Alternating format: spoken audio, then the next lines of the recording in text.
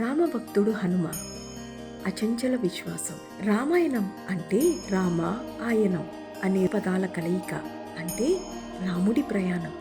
ఈ రాముడి ప్రయాణంలో ఎదురైన ముఖ్యుల్లో హనుమంతుడిది విశేషమైన స్థానం.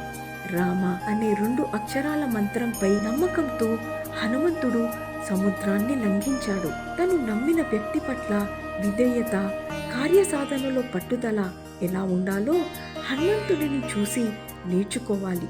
రాముడు హనుమంతుడిని తన సోదరుడిలా భావించి కౌగిలించుకోవడం గొప్ప మనసున్న నాయకుడి నిదర్శనం. భక్తి అంటే అసాధ్యాన్ని సుసాధ్యం చేయవచ్చు అని ఈ బంధం నిరూపిస్తుంది. రాముడి స్థాపించిన రామరాజ్యం అంటే ఏమిటి? నేటి సమాజానికి అది ఎందుకు అవసరం? నెక్స్ట్ ఎపిసోడ్లో చూద్దాం.